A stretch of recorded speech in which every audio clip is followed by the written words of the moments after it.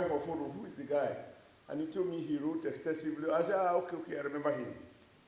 But if you ask me, in moments like this, when we are talking of those who fought, and I'm talking of fighting, there are different categories of fight.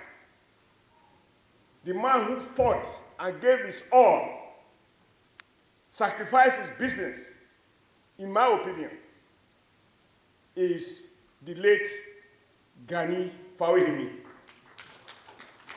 I can say, without any contradiction, he died, he gave his all to Nigeria, and he fought to the last minute.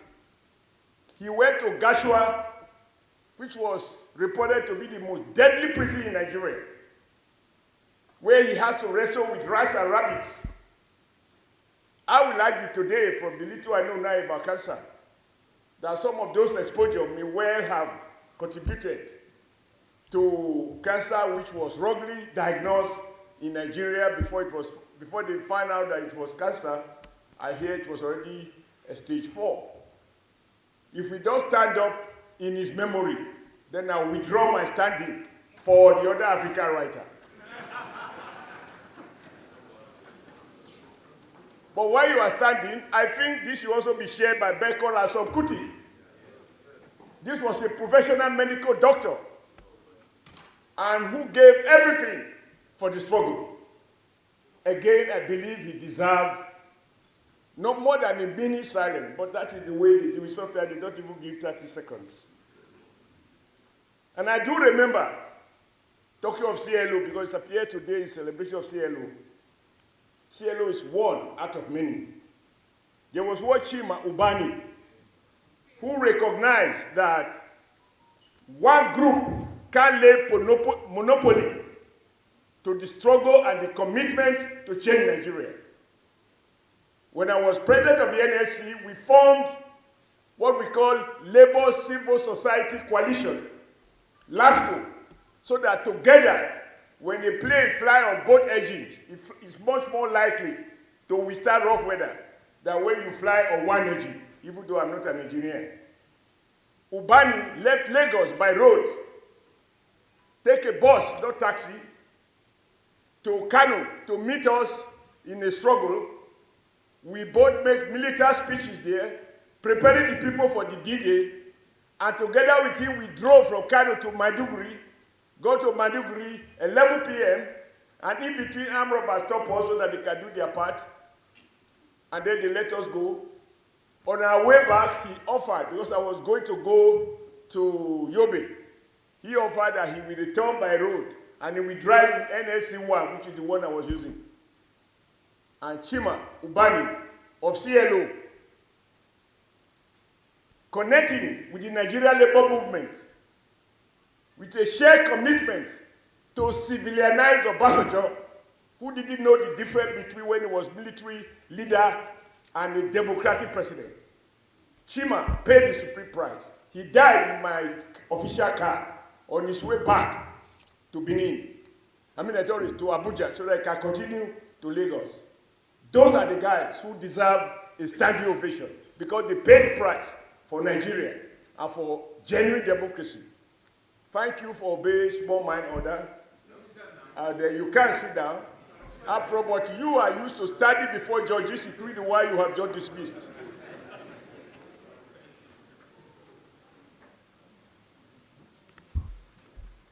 And I want to start by troubling everyone. If I stop troubling people, then it is time to go back. I am taught early in life never to be intimidated, even by those who seem to have all the wisdom. I need to trouble them with my own lack of wisdom. You know, I ask myself, when we say democracy, democracy, democracy, what is the meaning? It is not an ideology. Because even fascists want freedom to carry out their fascism. There are right-wing pro-democracy. There are center. So it is not a bundle of ideas. The only thing you share is that we do not want military dictatorship. But when civilians come, whether we should pursue right-wing economic policies or left-wing economy policies or policies of the center would define who gets what in a free society.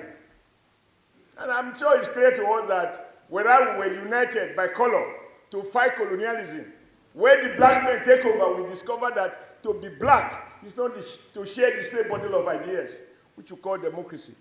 So I think even as we talk about all that we went through, democracy and all of that, it does not mean that we share the same ideology. There are people who wanted that freedom so that they can do what they have to do, and there are others who wanted it so that they can work for the poor. The intentions could be different. I'm not sure, I'm not quoting any author, and I don't need to quote any author. This is what I have learned in the journey of life.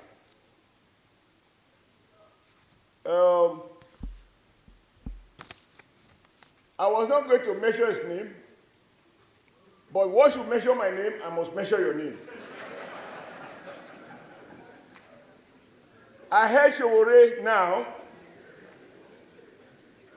try to mislead us. He said he contested for presidency of Nigeria and that INEC is of no use. If INEC is of no use, why did you submit your forms to INEC? And this is the way, because in the course of talking, he also said we made a mistake in not contesting in 1999. It is this same cynicism, doubt, dismiss, sweeping generalization that misled those or some of those who struggle for democracy to say nothing good can come out of the military. They don't mean it. There will be no election. A rat cannot give birth to a rabbit. There were all kinds of stories. How can the military midwife real democracy? No, it's not possible. Because it's always better to dismiss everything, we'll get a ladder applause. Then the bad guys decided, since you guys who fight and you keep dismissing those who were in charge of the system you want to change, we will go in there. They went in and they captured power. And they changed the contour of power. They changed the rules of the game. And I can speak with authority why I say, when you dismiss in a very sweeping manner that the country is hopeless, the system is impossible, so we should begin to cry. I stand here to say that every leader, every one of us here, must do nothing to discourage people from believing that there is no future, because the past and the present is not as rousing as we want it to be. The fact of the imperfections, the fight of the gap between where we think we ought to be and where we are, should be enough incentive for us not to give up on ourselves. And that is what took me to Edo State. And I need you to listen to this. When Sowore said Agbakoba should have been president if he had his way, the first thing that I said to myself is, given the level of his courage, why did he say so that time? And then mobilize people and put Agbakoba in front. There is no need to say something when it is no longer useful. It has expired. If you had done that, and there's some other person's support, Ayobe, you are the most courageous woman I have met. We were not C101, but I read through bourgeois almost courage to say things that only people who are not afraid of dying could say when you were president of the CLO. I never visited your house, you never visited my house, but we meet in the marketplace of ideas, and I saw that, no, for you, if anybody can say anything, you can say it even clearer. And the advantage you have, your face was very, very misleading. Because women who are good-looking hardly like trouble. They hardly like trouble. Like me, it's predictable why I like trouble, because Even looking at me, I can't look better than I am. However, I tried. I could do makeup, I could do surgery. This man will not grow taller. This man will not expand. And my face can be frightening, as Demitola will tell you. So, but you, Ayo, you inspire many women, and I had used you without your consent to explain to women who want a society, equality, women representation, that those who benefit from another cannot be trusted to give up on that other. It is those who are victims of the other who must rise to fight for the change. How can you change what benefits you? So with women like you show that you could speak even louder and clearer than a senior advocate, Agbakoba. You did. And what people like you did to us is that because you are so, a senior advocate, when you talk, we who are not even advocates, which if they can say so, it means we are not exactly stupid. That is those of us who come from the factory, blue-collar background. But they said this, sir. You said something, now you notice, I'm not commenting on the book, because Oro has a reason not to give me a copy of the book. So I will have to speak based on the faces I have seen and some of the comments that have been made. Correct me if I'm wrong. I read something recently. S.A. and Agbakoba, who taught us to fight for anything we are not satisfied with. I think you were reported as saying Western democracy is not working in Nigeria. You said so. So I said, okay, if Western democracy is not working in Nigeria, unfortunately, I didn't read any following up statement. Shall we go to Chinese democracy? Shall we go to Russia democracy or Ukraine democracy? Which one should we go for? Should we revert back? Should we, like some people have said, we were not around for democracy? Should we bring the old British people back so that we can reconstruct again? And when you say that, there was something that troubled me. That when it matters, Nigeria selects, quote, eminent people. From my own background, every human being born of a woman is eminent. If you know the amount of blood women spill in the course of giving birth to a human being, every human being that lives is eminent because of what went through the production and bringing that man back to life. The Nigerian working class have never influenced the direction of our politics. It was the collection of lawyers. Sorry, I'm almost fighting with the microphone.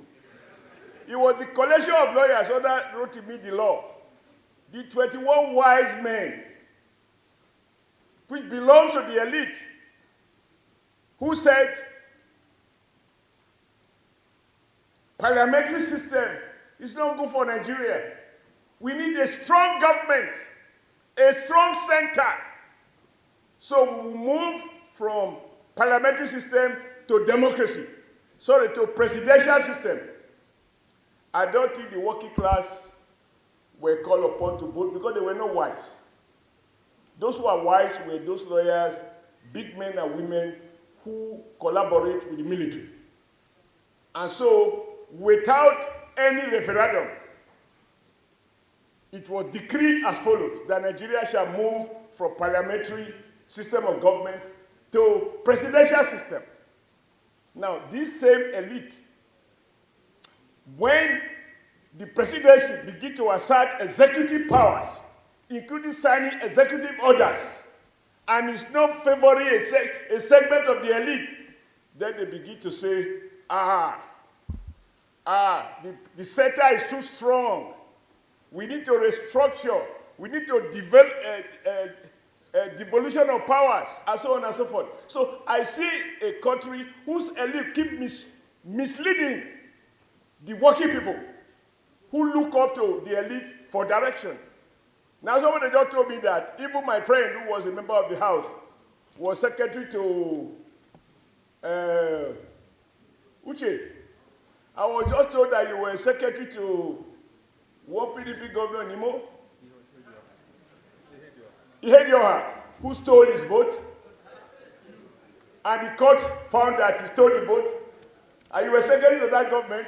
And the way you dismiss PDP, it's okay. You are telling your opinion. But the thing that excites me is that the vehement, the venom with which you dismiss the political class, what we think that you would never have near any of them, whether the victim of stealing or the beneficiary of stealing. What does it matter? They are a bunch of rascals, according to you. I'm just quoting you.